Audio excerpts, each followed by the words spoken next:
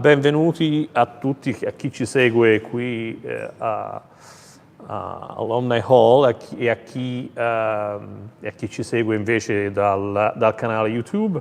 Welcome everyone to, sadly, the third and last, unfortunately, lecture by Professor Charlotte Ross, the Goggio Professor in Italian Studies for the winter term 2023. Professor Ross has made a great contribution to our community. It was really a pleasure to have her with us, and we look forward to her third, and as I said, sadly last lecture. I will briefly introduce Professor Ross, although I think probably most of you who are connected know her and have had the pleasure of hearing her previous talks. Charlotte Ross studied combined honors English and modern languages at Newham College, Cambridge, and for a Master of Studies in Modern Languages at Balliol College, Oxford, before completing a PhD at University of Warwick. She is currently Reader in Gender, Sexuality and Cultural Studies at the University of Birmingham in the UK, where she's also head of the Department of Modern Languages. Her research focuses on how bodies, gender, and sexuality are understood, constructed, and represented in socio-cultural context. She has widely published on a range of issues. Among other things, she's the author of 2 monographs, Primo Levi's Narratives of Embodiment Containing the Human, published in 2011, and Eccentricity and Sameness, Discourses on Lesbianism and Desire Between Women in Italy, 1870s to 1930s, which came out in 2015. She has also published numerous articles and chapters and co-edited several books and journal issues, including the volume In Corpore, Bodies in Post-Unification Italy, edited with Loredana Polezzi, and the special issue of Gender, Sexuality, Italy on Queer Italian Cultures, edited with S.A. Smythe and Julia Heim. Her work has been funded by the British Academy, the Leverhulme Trust, and the UK Arts and Humanities Research Council. She is senior co-editor of the journal Italian Studies. Her current research project, in collaboration with Silvia Antosa, is entitled Cultural Discourses on Desire Between Women, a Queer Comparative Analysis, and explores literary narratives of queer women in Italy, France, and the UK in the 1920s, 30s. And the title of her talk today, Famiglia, sfamiglia, Queering the Natural Family. Okay. So as I was saying, this is very much research that's live and in progress. I've done a little bit of work in this area, and I'm looking forward to developing it more in the future. So comments and suggestions afterwards are very much welcomed. So today I want to talk about the idea of the family and the way it is being defined and redefined by a series of different groups and actors in Italy. Now, perhaps the dominant image of what is constituted by a family in European culture is, as you can see, some of the pictures on the screen here, that of a married mother, father, and their biological children. And indeed, for many people, that resonates with their experience, happily or unhappily. For others, that is a norm and a model to be imposed and protected at all costs. But for many other people still, that model of family does not correspond to their own lived experiences, their own needs and desires. It is cis-heteronormative, patriarchal, outdated, and exclusionary. And I'm going to begin by providing some context, summarising a few debates that are very much live, contested, and unresolved as they relate to the Italian context within the EU. There are strong feelings and opinions about what should constitute a family, but many of those views are highly problematic, discriminatory, and not based on any clear legal grounding. I'll try to pick a pathway through these thorny debates and highlight some key issues. And I'll then focus on how social practices, activism, and cultural representation may contribute to evolving understandings of the family and how this might be, or has already been, redefined. I'll show how various discursive oppositions have formed, including between those who want same-sex families to be recognised and those who reject this claim, but also between those who think that same-sex marriage is a form of assimilationist homonormativity and those who see it as an opportunity to redefine the family. I'll suggest that here, as elsewhere, polarized debates have a tendency to collapse nuance and silence some key elements. The way forward, I'll suggest, may lie in ensuring that a wider variety of perspectives are heard.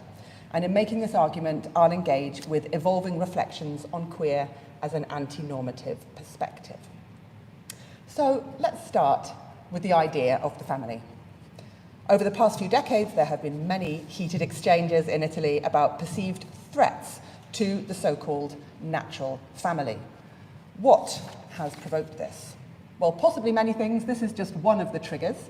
In 1994, the EU approved a resolution to call upon member states to improve legislations to protect homosexuals and to expand the legal interpretation of a family. So this is from that document. The European Parliament calls for recognition of the rights of homosexuals to marry one another and calls for the community to become a party to the European Convention of Human Rights of 1956, as envisaged in the Commission's programme of work for 1990, and in that context to advocate a broad interpretation of the concept of the family so as to ensure that de facto heterosexual and homosexual unions are expressly equated with de jure families as regard to both their rights and their obligations. So in light of this, some LGBT activists and politicians then proceeded to lobby the Italian government to develop this kind of legislation. A different form of response to the EU recommendation in Italy was that of the then Pope, John Paul II, who made this statement. What is morally unacceptable is the legal approval of homosexual practice. The resolution of the European Parliament asked one to justify a moral disorder. And we have come across the idea of the disorder in my previous lecture when I talked about Maris Ferro and the idea of an internal disorder as a kind of code for homosexuality as an illness. The bond between two men or two women cannot be a real family, and even less can to such a union be attributed the right to adopt children without family. So here we have the official position of the Vatican, with a homophobic rhetoric that was quickly replicated in many Catholic and other publications and continues to echo today. Same-sex couples cannot marry, constitute a family, or adopt children according to national law. This discourse, as I said, is often repeated by politicians even much more recently. Here we have Lorenzo Fontana in 2018, when he was Minister for the Family and Disability, declaring that gay and lesbian parents do not exist in the eyes of the law. Per la legge non esistono. And interestingly, as we can see from the headline of this paper, the discourse denying the legal right to recognition for same-sex families has also become enmeshed with a sort of victimization. People who take this homophobic position and seek to discriminate against what have come to be called rainbow families, famiglia covaleno, also assert loudly it's actually they themselves who are the victims of the attack. Indeed, in their view, the so-called natural, cis-heteronormative patriarchal family structure itself is under threat. So there are some associations who take this stance publicly and have organised large-scale mobilisations and have a strong social media presence. One such association is Family Day, which has run national events to publicly assert the rights of this view of family. Their slogan, well, one of their slogans, is "Difendiamo I nostri figli," protect our children. From what? Or from whom? From the spectre of the gay lobby, who allegedly want to deny their children's right to have both a father and a mother, as well as their rights not to be educated about the importance of social inclusivity and respecting diversity, for example. Now, obviously, these statements and these positions are deeply problematic in that they reinforce an essentialist heteronormative model of the family. They also conveniently ignore some quite alarming problems within the institution of the cis-heteronormative patriarchal family form. For example, we might just think about the awful statistics about domestic violence in Italy. ISTAT figures show that in 2021, 74 women were killed by a male partner or ex-partner. Would it not be better for women and children if Family Day tackled heterosexual male violence within the so-called natural family? Leave that open question there. Here's another movement, the Sentinelle in piedi, Standing Watchers, an organisation that adopts an allegedly non-violent approach to protecting what it calls civilization through silent protest in public squares. In their written communications, social media and website, The organisation largely focuses on framing same-sex parents and LGBTQ+ individual as rabid and destructive, while the Sentinelle, or Watchers, are peaceful, reasonable, and in line with the natural order. We read that they are defending themselves and their children against, quote, chi vuole smembrare la famiglia e privare le nuove generazioni di radici e identità. Now, there are some really excellent analyses of this kind of mystifying vituperative rhetoric published by scholars like Sara Garbagnoli, Massimo Prearo, Lorenzo Bernini, and Eric Lewis Russell. This is crucial work which shows how LGBTQ+ people are misleadingly, discursively constructed as an actively aggressive enemy, which is endangering children. Against this position, we have activist groups like Famiglia, who take the line that all different family forms deserve respect.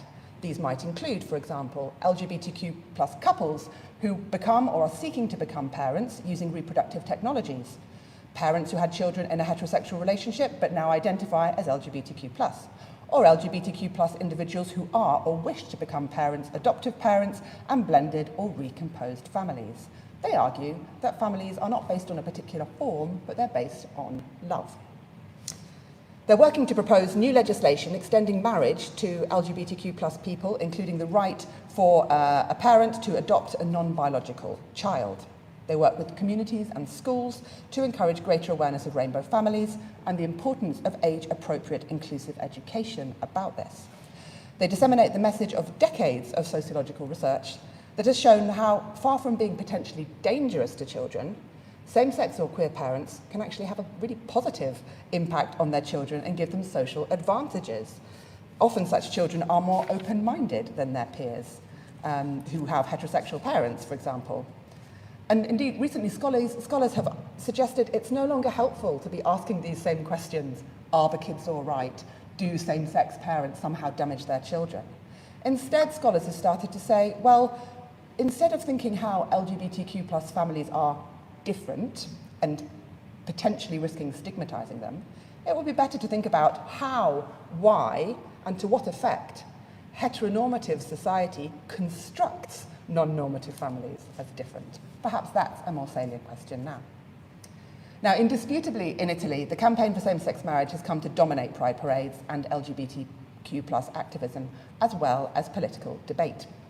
In recent years, legislation has changed a little to open up the idea of family, to some extent, with civil partnerships, which came into force in 2016. But the legislation on non-birth parents for lesbian, gay and queer couples is still deeply inadequate, leaving many parents and children unprotected by the law. So that is the context for one opposing set of demands about the family.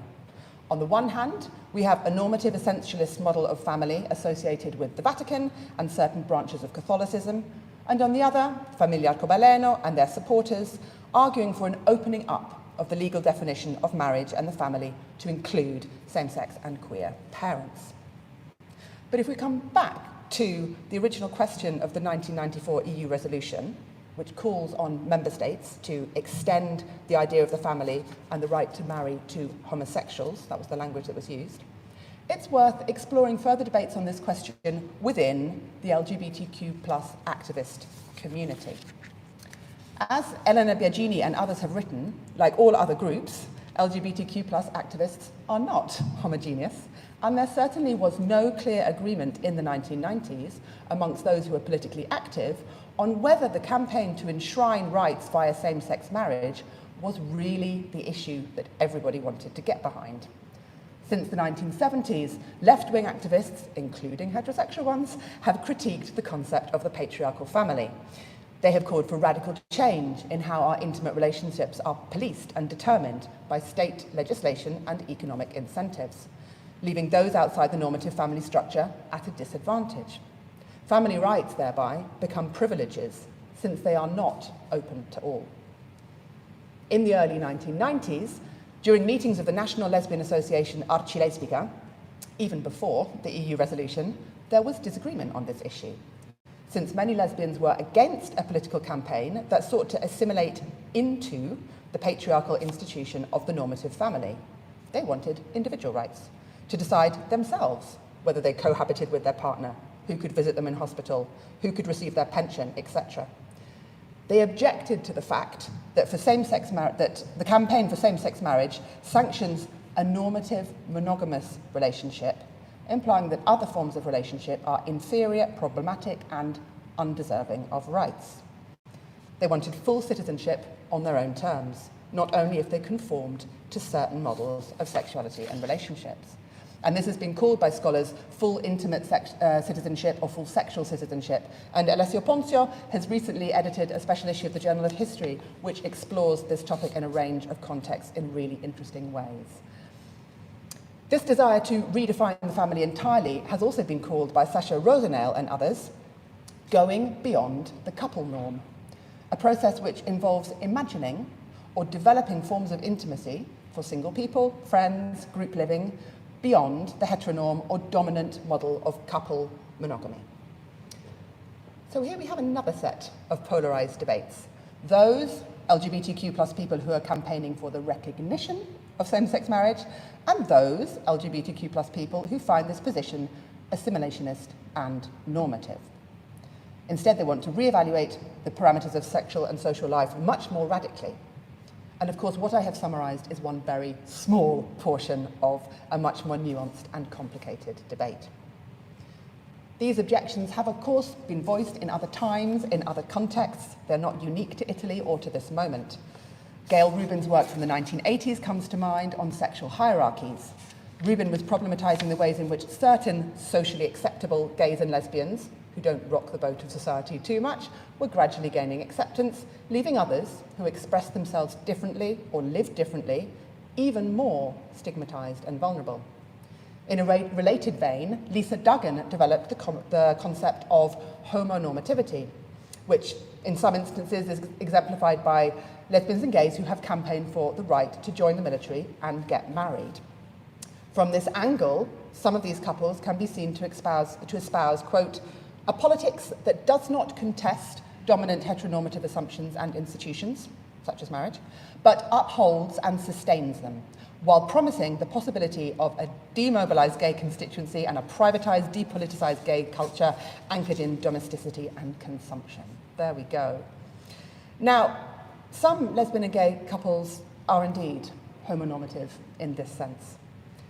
But I think we need to bear in mind that there are many reasons why LGBTQ plus people may have campaigned to get married, and sometimes they're human rights issues about citizenship, about being free from persecution. So I think we want to be really careful about making assumptions of what marriage means, and I think we want to be really careful of making the assumption that that particular form of homonormativity, while it should be problematized, applies in a blanket way to a larger demographic.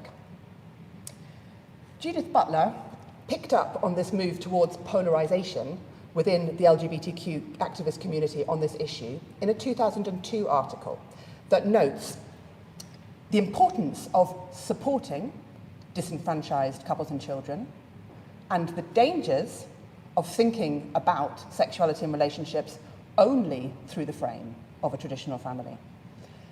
She highlights the danger of taking a single stand either for or against gay marriage, since in her view this leads to political deadlock and forecloses the more important issue of how we might, quote, exercise power to change the terms by which such topics, sexuality, the family, relationships, kinship, parenting, are rendered thinkable. And she asks a big question, which I think is a question that we should keep asking ourselves. Are there other resources by which we might become recognizable or mobilize to challenge the existing regimes within which the terms of recognizability take place? And of course, there are other resources. Some, in fact, many brave and brilliant people have tried, and some would say succeeded, to redefine the family or kinship in a way that challenges rather than just expands existing regimes. Indeed, even before the EU resolution in 1994, in Italy there were many de facto same-sex families and queer kinship networks. And the idea of the family has always been much more variegated than some contemporary protectors of the natural family would have us believe or acknowledge. To paraphrase Eve Sedgwick, a family might be queer when it's understood and lived as an open mesh of possibilities, and its constituent elements aren't made or can't be made to signify monolithically. To paraphrase Butler, this is kinship as a fluctuating assemblage, a doing, not a being. As shown by scholars like Kath Weston via ethnographic work in the LGBTQ+ communities in the late 1980s, the normative model of the family has already been deconstructed and redefined. Traditional gender roles, domesticity, intimacy, caring can be shared and are shared in innovative ways, and problematic familial hierarchies can be deconstructed. A family can be queer if it's a kinship network of choice, rather than prescribed by blood, law, and normative models of identity. So here are a few examples from Italy. First of all, radical queers of the 1970s, who tried various experiments with communal living. We might think, for example, of the Famiglia Reale or royal family described by Popera Marcasciano in Antologaia, published in 2007. She recounts tales of her queer dissident compagni amicazze amichesse, comrades and irreverent friends. In their parallel Mondo Gaio, they sought to live their transgressive lives to the full, calling themselves La Famiglia Reale, building a queer kinship network that was both an alternative family and a political group. She writes, "Eravamo convinte e soprattutto decise a vivere la nostra vita fino in fondo, che mai e poi mai ci saremmo adeguati a qualcosa che non ci apparteneva, come ad esempio la normatività sociale. Volevamo tutto e lo volevamo subito, riprenderci la vita, viverla con orgoglio, senza chiedere nulla, ma prendendoci tutto. Eravamo frosci, figlie dei tempi, anticonformiste, avventuriere, comuniste, libertarie, peccatrici e fiere di essere tali. Il gruppo ebbe un effetto rinforzante su tutte noi, produsse una grossa motivazione che si tradusse in coscienza, autostima, vitalità." So this is one example of an activist queer network, a kinship network, or we might call it a sfamiglia. So it may have originated beforehand, but I came across this term, sfamiglia, in relation to 1990s lesbian debates about the idea of an alternative family of choice. These lesbian activists used the term sfamiglia, using the negative prefix to hack the normative meaning of the word, and instead to connote an alternative, more radical vision. For those who had been chosen to, for those who had chosen to, or who had been forced to cut ties with their families of origin, usually due to homo or transphobic discrimination against them, or an inability to come out and live their identities as they wished, these networks were absolutely vital. As we can see from Popera's account, they offered friendship, advice, political engagement, care, love, a boost to self-esteem, fun, and erotic possibilities. What is not to love? Now, I engaged with this take on an alternative family network, or familial or kinship network, in 2011, so just over 10 years ago, when I carried out some ethnographic work with a community of lesbians and queer individuals in Bari, a different form of sfamiglia. The association Desiderandai, originally a lesbian separatist group, founded in 1992, had shared with the National Association Archilesbica their project for a future collective community for older lesbians and queer allies. Inspired by group holidays in a masseria, or large farmhouse, and also communities they knew of abroad in Germany and Britain, they wanted to find a way to ensure that they could continue to enjoy some kind of queer community as they grew older. I followed this up, intrigued by their vision for a collective queer future and their desire to take matters into their own hands. I contacted them, I went to Bari, and I interviewed about 20 people who were then in their 30s, 40s, and 50s. And it was a really interesting project from which various motivating factors emerged about their desire to set up this project. First of all, there was a concern deriving from individual experience that state provision for older people was just inadequate, heteronormative, and would erase their identities as lesbians, which they were carefully consolidating through collective association, and have, as Butler and others have written, if one's identity is erased, then life can feel unlivable. It can be incredibly, incredibly important to queer people to be able to actually express themselves and be recognised as themselves. Secondly, they had a desire to live together, support each other, and enjoy each other's company beyond homophobic normative society. Third, a lot of them had broken ties with their families of origin. They didn't want to have to give their possessions to the state or to family members with whom they had strained relationships. They wanted to be able to choose who to give their goods to, notably their sfamiglia. And finally, they had a desire to establish a space for cultural transmission, to pass on their experiences to younger generations of lesbians. So it's a really interesting project with many different facets. And what emerged from the interviews that I conducted was a really resilient network of support and friendship that allowed for differences of opinion, changes of friendship and relationship, but which provided assistance when needed. The network had played a fundamental part in several members' journeys to self-acceptance after they'd suffered from homophobia in their families of origin, or more broadly in society. Their name for their shared vision for a collective lesbian or queer future is lesbizio, a pun on the Italian word for hospice, ospizio. When I conducted my interviews, concrete plans as to how to actually realise this had gone a little quiet. But what became clear to me while doing the interviews was that even if lesbizio as a fully functioning lesbian or queer retirement community didn't quite materialise as planned, a version of it, or of a form of what José Esteban Muñoz might call queer futurity, was already tangible through their kinship network, and it was already impacting on their present lived experience. The humour that led to the creation of the name lesbizio was infectiously palpable in the friendships and the relationships, and the ways in which interviewees talked about each other. Humour was used as a way to forge alternatives to the position of marginalised, disenfranchised, isolated, stigmatised, melancholic queer, which we see all too often in the cultural representation. Now, there were also few illusions in this community about the challenges of setting up a project of this kind. Finances, legislation, Italian laws regarding inheritance, potential fallings out, disagreements about where it would be closer to the city, would it be out in the countryside, what would it look like in a concrete shape. But the Famiglia, the network, was already in place. And in many ways, we might argue this is no different to other activist or friendship groups. Perhaps. But some interviewees did specifically differentiate about Desiderandi and the Lesbizio group and Archilesbica, for example, saying that they found Archilesbica too political and too rigid, wanted people to get behind a particular position. Whereas in this Famiglia, there was possibilities for people to disagree with each other, and they could fall out, but they would somehow get back together again because there were enough links between members of the group to bring them back together. United in their desire for a different, queerer future, they had created a supportive present.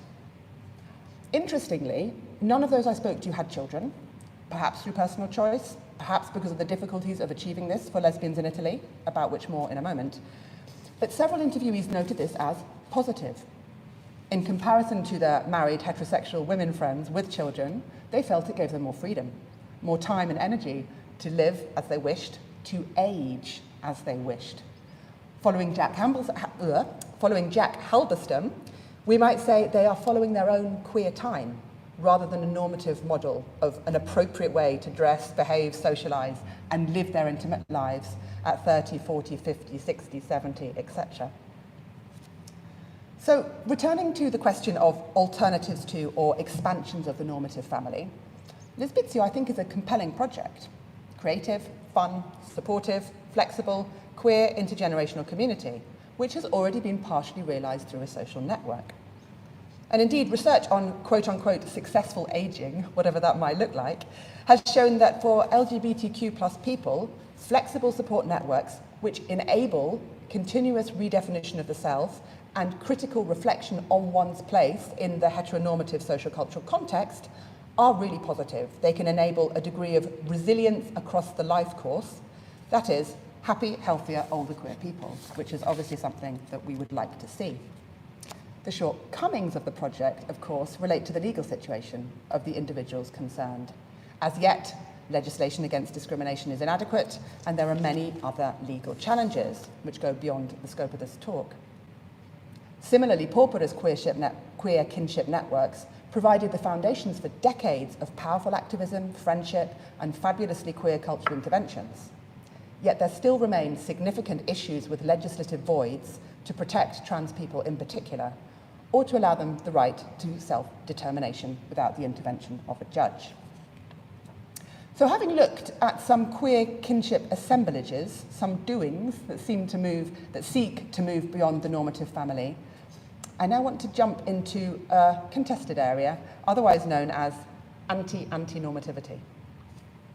So queer theory for many has been defined as a shifting positionality against whatever is normative, which critically interrogates institutionalized norms. We might think of the work of David Halperin, Lee Edelman, Judith Butler, Eve Sedgwick, and Anna-Marie Jagos, who in different ways have critiqued normativity. Recently, Robin Weidman and Elizabeth Wilson edited a special issue of Differences, which explores what they see as a tendency to make normativity the axiomatic foe of queer studies. Another one of these polar opposites. And they wanted to explore something different, the way that queer oppositionality risks collapsing any nuance within the norm. They write, and the citation's on the screen, if a norm is a more capacious event than one might suspect from touring queer theory, another issue arises. What critical and political work is being done by anti-normativity? Our hypothesis is this. Anti-normative stances project stability and immobility onto normativity. In so doing, they generate much of the political tyranny they claim belongs over there to regimes of normativity. For in taking a stand against normativity, anti-normative analyses must reduce the intricate dynamics of norms to a set of rules and coercions that everyone ought rightly to contest, everyone. And they ask, what does queer inquiry do when its critical vigour is constituted by something other than an axiomatic opposition to norms? Now, other critics have similarly questioned the opposition that seems to have developed between a limited model of what a same-sex family might mean and particular notions of queer life. So this is Maggie Nelson. This might be slightly more straightforward for those of you who are unfamiliar with these ideas. In her brilliant book, The Argonauts, Maggie Nelson critiques the tendency, in a very similar vein to Weidman and Wilson, to create an opposition between some obliquely evoked form of queer political authenticity as the radical way, and, on the other hand, domestic assimilationism. She calls this the tired binary that places femininity, reproduction, and normativity on the one side, and queer resistance on the other. And here she is taking issue specifically with some of Lee Edelman's work, which you may know. Can parenthood not be queer, she asks, or can we queer parenthood? Now, while critically appraising discourses on LGBTQ plus families, it seems important to hold in our minds the possibility that same-sex parenthood can retain a subversive edge, even if elements of the relationships depicted may appear to be aligned with the norm. As Nelson argues, it's impossible for anybody to be one thing over the course of their entire life, whether normative, queer, or somewhere in between. And perhaps a more nuanced critical engagement with what is considered normative might open up some common ground from which to further challenge specific cis-heteronormativity, which in my mind is the real problem, in a way that doesn't generalize about all relationships and parenting. So I've begun looking at cultural discourses on same-sex families in Italy as a way to explore whether these ideas hold water. What differences can we see in the various positions adopted, and where might this take us? And so far, I've found two clusters of cultural texts, and I'm working on expanding my corpus, so all suggestions are welcome. One group is novels representing same-sex parents, and the other is memoirs by gay and lesbian parents. And I plan to then enlarge this to look for more varieties of kinship networks in whatever form they're expressed. So I'm going to start with the novel. Arguably, the novel allows narrative exploration of a range of different perspectives, it can cover long periods of time, and is therefore an ideal form to convey nuance. And I did find some nuance. I also found a lot of dead parents, which I have argued reinforce the cultural trope of, quote, burying the gays that I talked about in my last lecture. And this is the recurrent trope of killing off, in novels or cinema, queer or transgressive characters with various effects, including restoring heteronormativity, punishing these characters for a perceived transgression, confirming queerness as inevitably linked to melancholy and illness. To date, I've looked at 5 novels and would welcome suggestions for more. And I want to underline, these are really interesting novels. They're definitely worth a read. You'll definitely get something out of them. But I was disturbed by the trend that at least one gay or lesbian parent dies in each novel. And sometimes this has already happened on the opening pages. They're already dead at the start of the story. And in my analysis of these novels, I've drawn on Butler's work on mourning and melancholia to problematize the persistent spectre of grief and loss attached to gay and lesbian parenting, which seems to close down any more progressive visions of a future in which such family forms might actually flourish. So I tried hard to look beyond a superficial analysis. The gay and lesbian parents die, therefore these novels are problematic. I started with that and I moved beyond it. And I did this through the work of Heather Love, who is, those of you who've listened to my lectures, you'll know that I find her work incredibly helpful. And in particular, her concept of the politics of damage. So starting from the premise that, quote, modern homosexual identity is formed out of or in relation to the experience of social damage, Love suggests that we make this damage visible and we critique it rather than simply asserting it's an inevitable consequence for LGBTQ plus people. And this can then open up new existential pathways. So it's a question of not just noticing it or not just letting it sit there, but actively trying to move beyond it and critiquing it. Tracing the events of the novels from this perspective didn't actually alter my view that the narrative choice to effectively erase the same-sex parents from even an imagined future is actually unhelpful. And this, I think, is especially so in a context where there are figures of authority, like Fontana, stating explicitly that same-sex families don't exist or qualify as families. I think people are writing about these issues have to take responsibility for the weight that their words can have on people's lives and think carefully about how they're representing these situations. Of course, engage with problems. Of course, engage with the reality of people's lives. But a pattern like this just seemed to me to be really quite problematic. My research on the representation of queer, but especially lesbian characters in Italian literature of the last sort of 30, 40 years has shown that the trope of burying your gays, including or even especially in recent novels by some lesbian and queer identified authors, is really problematically pervasive. There is a long list of novels where lesbians die, and it's not a one-off instance. However, using Heather Love's idea of the politics of damage in a productive way also revealed some really compelling aspects of these novels which were worth a second look. And I'm going to discuss just one example from Alicate's Mi verrai a trovare d'inverno, published in 2011. So in this novel, Elena, the protagonist, is a closeted medical student struggling to come to terms with her lesbianism. She lives with her father Aldo, her adopted brother Mattia. Aldo and Mattia's father Giovanni, now dead, there's the dead gay, were best friends in the 60s and were the ones left to look after the children when Eleanor's mother died and Mattia's mother abandoned them. So there's a lot of parents disappearing, and what are left are 2 siblings from different heterosexual families and their 2 fathers. Eleanor is deeply depressed because she has a manipulative lover, Viola, and she attempts a sort of bungled suicide by driving her scooter into a wall. Luckily, it goes wrong and she is able to recover. And while she recovers, she discovers that her father and Mattia's father, Giovanni and Aldo, were actually lovers, making the family not just non-normative as a blended recomposed family, 2 single fathers with different children, but more explicitly queer. However, this is only discovered when Eleanor's internalized homophobia has almost cost her her life, and when the relationship between the 2 fathers is no more because Giovanni has died. While Eleanor is recuperating from her accident on the island of Pantelleria, she meets Liz, a trans woman, who berates her for her internalized homophobia and encourages her to get over herself, accept her lesbianism, live it more openly. And conversations between the 2 of them and other queer people on the island show the difficulties that individuals may experience in a hostile context and the power of queer solidarity or a queer kinship network that can help them to overcome this. Later in the novel, we also see some other elements of hope. Homophobia is not necessarily the instinctive response we see when learning about a relative's homosexuality, and this is the citation on the screen. So when Mattia, Eleanor's stepbrother, learns that Giovanni and Aldo, his fathers, were lovers, he doesn't flinch, maintaining it changes nothing about his sense of who he is, or who they were, or the environment that he grew up in. Eleanor says, ma non ti sconvolge che stessero insieme, mi interruppe Mattia, riferendosi al babbo e a Giovanni? Sì. Dimmi cosa cambierebbe della mia vita. Prova a dirmelo. So I find this novel really interesting. The queer parenting has already happened silently before we get into the action.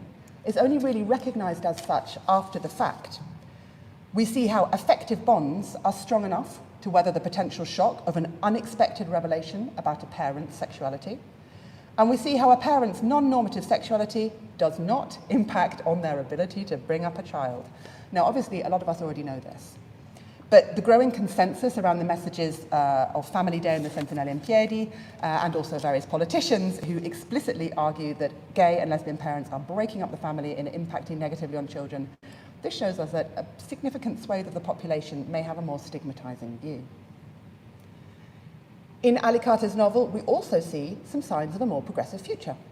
Eleanor begins to come to terms with her own sexuality through learning about her father's personal life. Her own fears about her sexuality and of rejection by her family are proved to be unfounded, and the narrative supports openness and honesty about identity. So the alleged damage of queerness in the family is overcome. Turning now away from novels and to memoirs of same-sex families, several of these have now been published. You may know some yourself. This is just a few examples.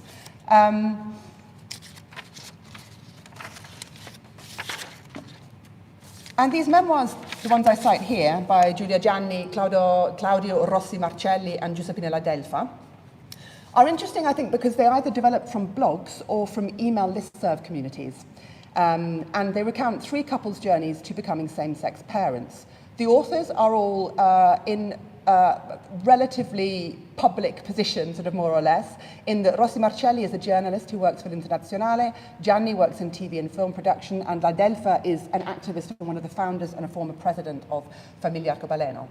So they all have a bit of a sort of a public profile to a greater or lesser degree. And I'm not going to go into great detail here about these texts, but I just want to note a significant difference that I discovered between these and the novels. So first of all, the parents are not dead. Spoiler. You might be pleased. I mean, you may think I'm sort of being a little bit too light about a serious issue here, but when it's such a pervasive trope that has just been so consolidated across Western literature for such a long time that the queers die, and you see it being replicated in contemporary texts, and you think, isn't it possible just to change the story a little bit and go in a different direction? It was just really interesting to me that in the memoir, the stories of actual lived experience, things were radically, radically different. So the memoirs tell of struggles. Struggles with Italian law that severely restricts access to reproductive technologies, struggles with families of origin who are resistant to the idea, struggles with hormones, struggles with money, struggles with the broader LGBTQ plus community. But they're also really funny. They're really affirmative. They tell stories of network building. They tell people how to build networks. They tell people how to build networks online, in neighborhoods, kinship assemblages, and sometimes in really unexpected places. They show transversal support for same-sex parents from mechanics, neighbors, doctors, in-laws, teachers, friends and relatives all over the place. They narrate struggles with families of origin who are opposed to the idea of same-sex parents, and they share advice. This is how I got over it. This is how I approached the issue. This is how I got past it. Perhaps you can too. They also show struggles with other members of the broader LGBTQ plus population, including friends who, to paraphrase La Delfa, treat them like traitors to the cause because they've decided they want to have children and possibly to try and get married in some way, whether they do that abroad or in some other way. So they're texts that reflect on these difficulties, but they offer hope. This can be done, they say, even if it isn't easy. And finally, they also reflect in detail on the ethical considerations taken into account by all three couples before embarking on their journey. Can we achieve this physically, economically, socially? Will their children be stigmatized by a hostile context? How might they best bring up their children in an open-minded way? And Ladelfa is particularly interesting on this. She notes how one lesbian couple she encounters have told their children that she and her female life partner are just friends and that the biological father is dead. Now, Ladelfa is appalled at this strategy, which to her seems problematically duplicitous and imbued with internalized homophobia. Why should the child grow up grieving for the loss of a father that is not part of their family unit? Ladelfa, in contrast, argues compellingly for transparency on all levels, both with children and with society more broadly. It is only by talking about same-sex parenting and different models of family and normalizing it that things can change. And normalizing here does not mean normativity. There is no straightforward norm to which these families are conforming. It's clear from these memoirs, these couples have chosen to be together, they've chosen to struggle to have children, and they do have an agenda. Their agenda is to demystify fertility treatments and same-sex parenting, to make all of these issues relatable, more familiar, less threatening, to show how they've got around loopholes in international law, to show how they worked around some of the obstacles that normative societies have thrown in their way. The texts critique the obstructive Italian laws, they take aim at homophobic prejudice quite directly. These couples are parenting differently and seeking to educate their children and everyone else they encounter along the way to accept these new family forms and enlarge their ideas of what a family can be. And so one way we might see these memoirs are as examples of what Michael Snedeker has called queer optimism. Realistic, with their eyes open to the problems, but hopeful accounts of a challenging present which lays the ground for hopefully a less challenging, more open-minded future. So, to conclude, what I've tried to do is make sense of various different but related strands of an extremely complicated discursive context and socio-cultural situation. I've critiqued the extremely homophobic and normative positions of the Vatican, many Italian politicians and associations like Family Day. I've shown how there is more than one polar opposition in debates, since not only the right-wing homophobes, but also members of the LGBTQ plus activist and academic community may also be opposed to same-sex marriage. I've explored a few examples of queer kinship in Italy as alternatives to the normative family, and tried to show how parenting and families are not necessarily always already normative and problematic. They can be queered or redefined. Following on from the work by Sasha Rosenell et al. About going beyond the couple norm, which I really recommend to you, I entirely agree that societies would benefit from opening up space beyond the couple norm for those who want to live in different groupings and not be discriminated against because of this. This must not fall off the campaign agenda. The rights of the individual also need much better protection urgently in Italy, and it's a real tragedy that the DDL Zan didn't pass, and it was also really upsetting to see how pleased so many politicians were when it was voted down. Now, legislation is one way to achieve these kinds of changes, but when legislative change seems incredibly slow or nigh impossible, other helpful strategies to achieve queer livability may include the ones I've talked about: building support networks, developing queer kinship, using cultural texts as vehicles to normalise the fact that the shape and the constitution of the family in Italy is changing, or for many, has already changed. Now, Weigman and Wilson, in their reflections on anti-normativity, ask, what does queer inquiry do when its critical vigour is constituted by something other than an axiomatic opposition to the norm? What kind of questions might it ask? What strategies might it pursue? Now, one answer might be this. It looks for transversal solidarity and resonances between more radical queer communities and those who might, for some, be seen to be aligned with the norm in some way. And Porpora Marcasciano gives us a great example of this in Antologaya when recalling Campeggi Gay from the 1970s.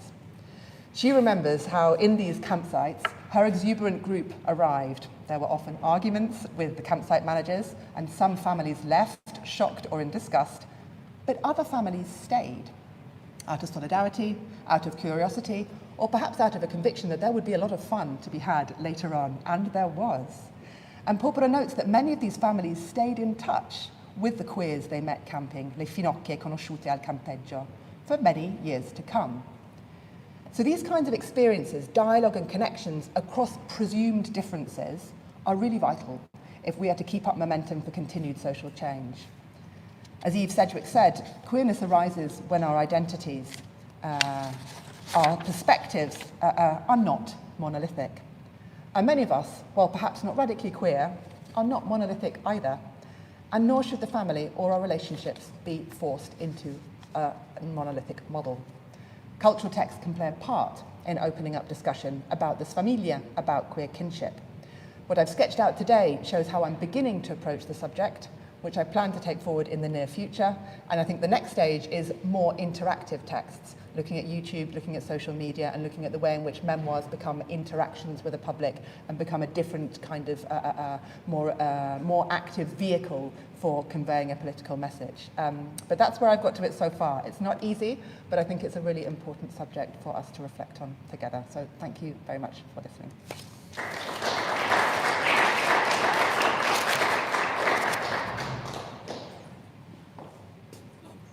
Thank you very much. As always, the floor is open for questions, and if you are following us on the YouTube channel, there is always the chat where you can put your questions, and Giovanna will relay them. Giovanna, our media manager, working in the background. Any thoughts or comments? One thing that occurred to me, and I, as the summer comedy show used to say, I'm unencumbered by the thought process. So this is not something that I have really thought through. But it seems to me that in many, as far as I know, places like Canada, the US, the courts have had have led the politicians, have moved far ahead of the politician in terms of recognition of same-sex marriage. And so they have, the issues of human rights have kind of trumped the, how shall we say, the timidity of legislators to address these issues. And I'm wondering if that's not also one of the many problems. I don't know if you know anything about how this translates in the Italian context, where the legal processes are notoriously slow, and I'm not sure there is as much of a space for the courts to rule on these issues. But I really, as I said, I really don't know, and I'm wondering if you know anything about whether there is this phenomenon. There is an Italian sort of version of this phenomenon, if there's any debate on court activism, if there is any, as we would say here, court activism. Well, I'm not going to be able to provide details, so apologies if this is a little bit vague, but I do know that, so civil unions were legalized in 2016, but as part of that legislation, one of the articles about what was called stepchild adoption was dropped. Because it was felt to be a step too far, using the ideas coming from the position of the Vatican and the position of other politicians, basically saying that it was just impossible and would be too corrupting for same-sex couples to parent children or to adopt children. What that meant was, for a lot of families, they couldn't get documents, that one of the parents wasn't legally related to the children they were bringing up. And there was a bit of a void for a while until some local mayors stepped in and effectively challenged the lack of national legislation by legislating at a local level, changing birth certificates and recognising the non-birth parent for same-sex couples. And that has happened in various cities around Italy, but not at a national level. While that was happening in the 2 years between civil partners coming in and when that happened in around 2018, there were some court cases going forward. And there are some researchers at the University of Verona, some sociologists who've done some really excellent work on this. I can't off the top of my head remember the name of the project, but if anyone's interested, I can definitely put you in the right direction. But they found out that most of the court cases that had been taken were being won by lesbian and gay couples, so the non-birth parent or the social parent, whatever we want to call that person, was managing to adopt the child in specific circumstances, because it's a form of adoption when a child already has a living parent, so it's a very unusual set of circumstances. So most of those were going ahead, but not absolutely all of them. So there were some precedents being set by the court, but it wasn't absolutely watertight. I know that there are lots of groups trying to develop improved legislation on protecting the rights of the individual. The Data Lenford, which is a really excellent organisation of queer and queer ally lawyers, has been working with Famiglia to try and put forward some more another proposal for legislation for effectively gay marriage, but they've also been working on the rights of the individual, and they were also working on the DDL-ZAN. So there are various different kind of approaches like that that are going on, but that's sort of beyond my sphere, the legal realm of it, although there is some really, really interesting work that's being done to try and sort out the problems.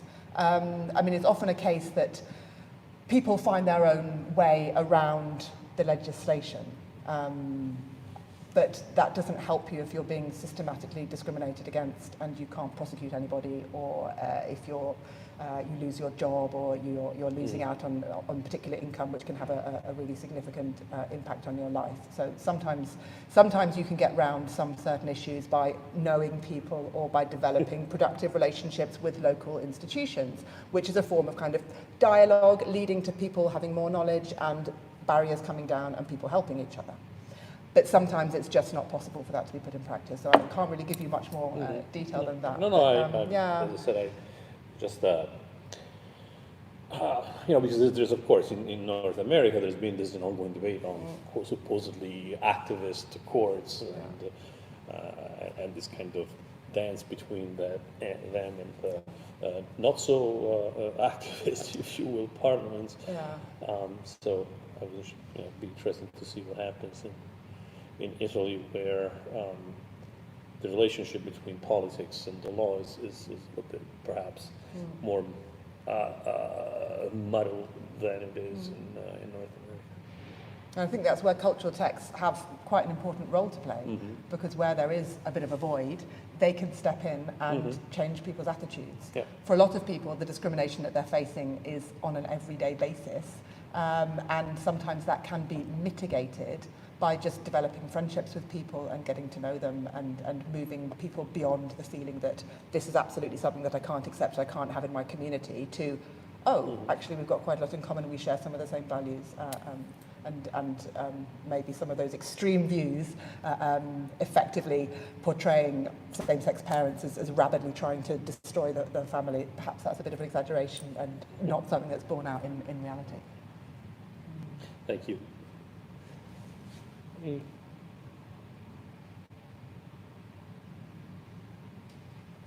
you so much for this lecture. I'm very sad it's the last one. I've been learning so much still. Thank you. Mine is a theoretical question, but I'm just hoping I'll be able to articulate it well. Okay.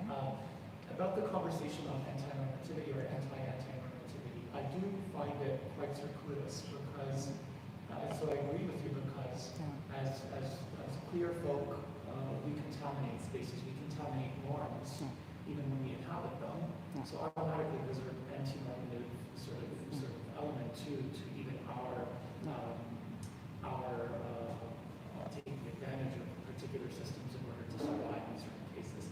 Until we notice the emergence of an element of passivity or amnesia, and we certainly see that, for instance, with trans folks in the queer community being left behind, and queer men in particular being having really moved up the scale of privilege. And so, do you see that there is an element? You see that there is importance to this tetheredness to anti-normativity, and so a critique to anti-normativity. We have to stay anti-normative, even when we subscribe to norms or when we take advantage to norms, because passivity or amnesia can sort of take over if we don't stay grounded in that anti-normative stance. I think it's important not to generalize and not to assume. And if people or institutions are expressing views or taking positions that are explicitly normative, then that's something that needs to be problematized. But where that's not the case, then we should perhaps explore before we make assumptions about what's going on.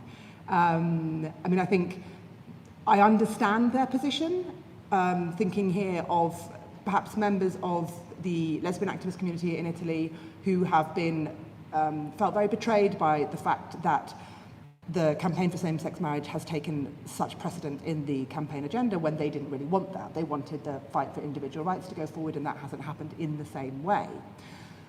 But I've spoken to some of these people and I've interviewed them over the years. I've read things that they've published. Some of them have started boycotting pride parades because they don't feel represented. And I see where that position comes from and have some sympathy with it. But I also feel that there has to be a way to take these conversations forward together and to understand that there are different ways of coming to a similar goal.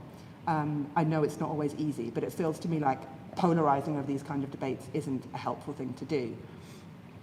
Like Maggie Nelson, I would also take issue with some of the scholarship, such as Lee Edelman's, which seems to make great contributions on some levels, but on other levels there is, a tendency to universalize about some issues. They may have a great symbolic value, but that also translates onto sweeping generalizations about a lot of people's lives. And I think we have a duty to remain critical in our anti-normativity. I always find myself going back to Sedgwick. She talks about all of the various elements that might make our identities queer. And she's very open for that to include heterosexual allies as well. And I think there's a conversation to be had there. A lot of heterosexual families are doing parenting differently. In a lot of heterosexual families, fathers are inhabiting their masculinity and their fatherhood differently. And I'm not going to start making a case for that to be an example of radical queerness, but I think we have to think about that as part of this shift in terms of what intimacy can mean and what the relationships mean. And I think developing bridges and dialogue is a better way to go about things than by kind of effectively risking implying that there are these polarized camps, which is just not the case. And so I think it's a question of theory needing to touch base with practice and lived experience perhaps more often. Yeah. I hope I've answered your question. Yeah. Thank you.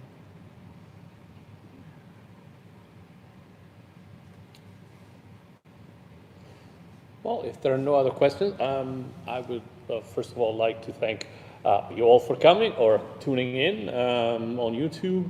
I'd like to thank the people who help us with the organization and running these events. Giovanna Lisera here with this in the media component, Lucinda Lee in the office, and of course I'd like to thank again Professor Charlotte Ross for wonderful series of lectures, for all her contributions to our community. The good thing about having Goggio visiting professors or visiting professors in general is that it's usually the beginning of a conversation that then continues. So we look forward to many more opportunities to discuss all kinds of ideas with Professor Ross. Thanks again. Thank you very much. Thank you.